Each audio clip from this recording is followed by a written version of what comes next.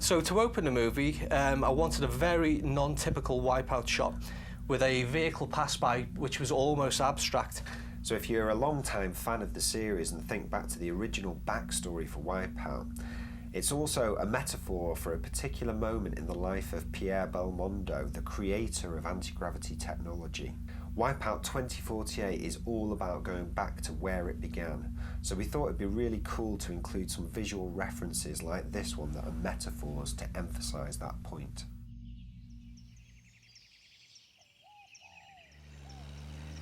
If we jump back into the movie for a second now, you'll see here that the vintage vehicle gets a bit of airtime as well, which is obviously a nod to that wonderful shot, and of course a nod to anti-gravity again.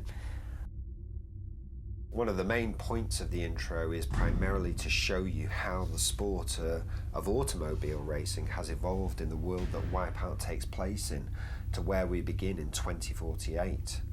But also to help ground it a little in reality, especially through our choice of vehicles in the early stages of the intro like this one.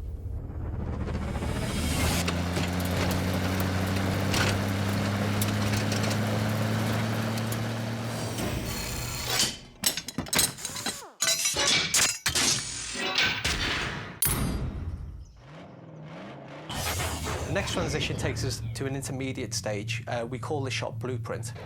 It's kind of like the design that actually never made it into real life. The next stage, we go into a transition into the open-wheeled contemporary racing category.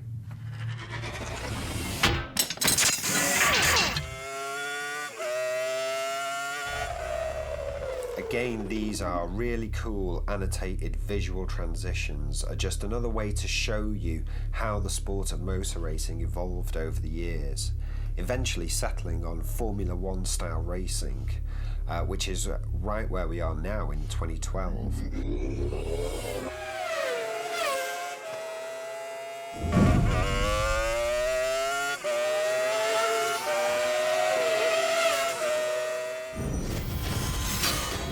So if you blinked, you may have missed the VITA logo appearing in the top left corner there. If you know your Wipeout history, then you'll know that VITA is one of the longest running teams in the sport.